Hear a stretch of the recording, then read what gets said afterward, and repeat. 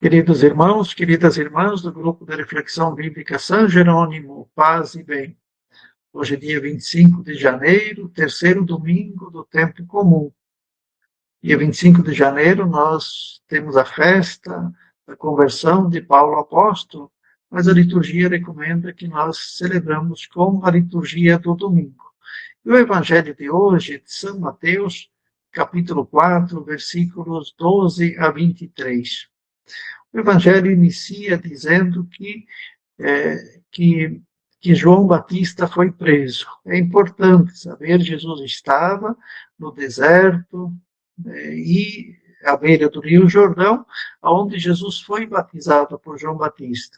E agora, então, recebe a notícia de que João Batista foi preso. O profeta, o precursor, aquele que denunciou as injustiças, que chamou para um batismo de conversão, e que não foi aceito pelas autoridades judaicas, sobretudo por Herodes Antipas, que o mandou prender e logo daqui a pouco se tornará mártir. Então, para Jesus, este é um sinal de que os tempos messiânicos estão chegando. E por isso, então, Jesus também se desloca, sai do deserto da Judéia e retorna para a Galileia. E na Galiléia escolhe um lugar importantíssimo, que é Cafarnaum.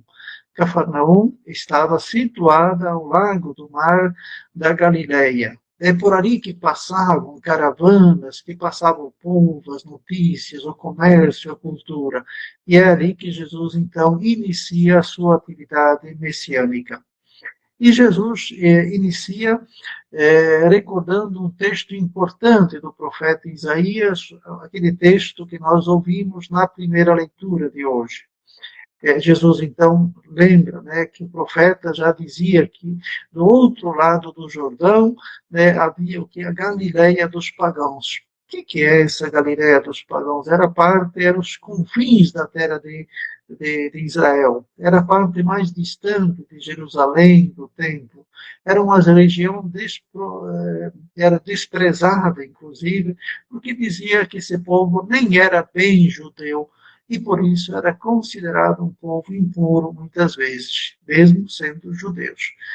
E é nesse lugar que o profeta Isaías já havia anunciado, esse povo que vivia nas trevas viu uma grande luz. Esse povo que vivia então na noite escura da morte, nessa região escura da morte, brilha uma luz. É Jesus, com o seu anúncio, com a sua palavra, que se torna luz para esse povo. E, portanto, é nessa região abandonada, desprezada, que Jesus inicia a sua missão. Jesus não inicia por Jerusalém, pelo templo, onde estão as autoridades, até porque não seria aceito, sua mensagem seria rejeitada imediatamente. Jesus inicia pela periferia, Jesus inicia pelos pobres, pelos marginalizados, e é esse povo que Jesus começa então a anunciar a sua mensagem.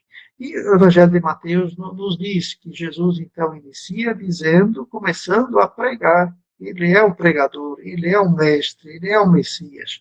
E Jesus anuncia: convertei-vos, porque o reino dos céus está próximo. É muito importante, cada palavra aqui tem um significado importante. Primeiro, um verbo no imperativo, chamando a conversão, é a metanoia, a mudança de vida. É a mudança, o povo também precisa mudar de mentalidade, ou seja, aderir, voltar ao projeto de Deus. Converter-se é mudar de rumo. E Jesus diz: porque o reino dos céus está próximo. Aqui também um detalhe importante: no Evangelho de Marcos e de Lucas, o projeto de Jesus se chama Reino de Deus. Como Mateus escreve para os judeus que evitam pronunciar o nome de Deus, então ele substitui Reino de Deus por Reino dos Céus, a não ser com 4 exceções no Evangelho. E então Jesus anuncia o seu projeto. O projeto dele é o projeto do reino de Deus ou do reino dos céus, que é a mesma coisa. No próprio Evangelho, Jesus nunca diz abertamente o que significa, o que é o conteúdo total do reino. Jesus sempre faz o que? Comparações. Compara com realidades que o povo conhece. O reino de Deus é semelhante a uma semente. O reino de Deus é semelhante a um semeador. O reino de Deus é como um grão de mostarda pequeno que se torna grande. O reino de Deus é como o fermento que a mulher coloca na massa e fermenta tudo. Portanto, o reino de Deus é muito maior do que qualquer comparação. Mas é justamente com pequenas comparações que o povo pode entender o que é o projeto de Jesus. E, ao mesmo tempo, Jesus diz que o reino está próximo. Aqui também em duas dimensões. O reino está próximo no sentido de tempo. Portanto, o tempo chegou. O tempo do reino é agora. Os tempos esperados, tão sonhados pelo Antigo Testamento, agora começam a se realizar. O tempo do reino é agora, e começa com Jesus. Ao mesmo tempo, o reino também tem uma dimensão geográfica.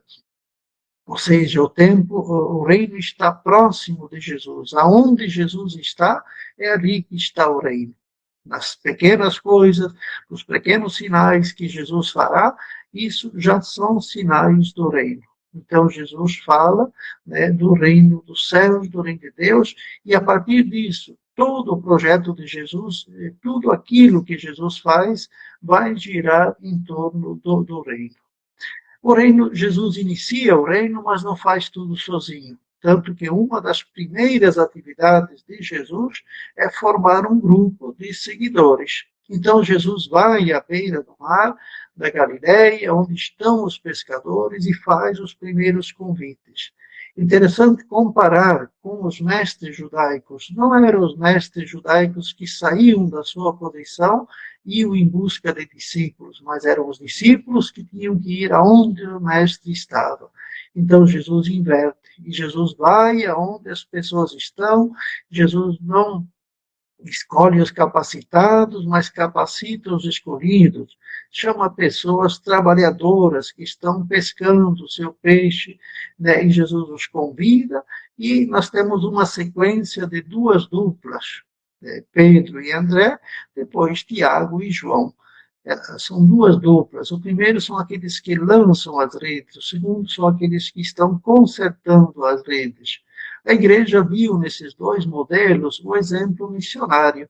Na igreja nós precisamos daqueles que lançam as redes para as águas profundas, mas nós precisamos daqueles que vêm atrás também e consertam então o reino.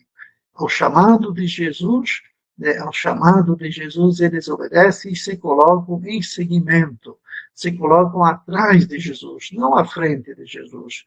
Quem sabe o caminho, quem sabe o rumo a seguir é Jesus. E os discípulos, então, o seguem.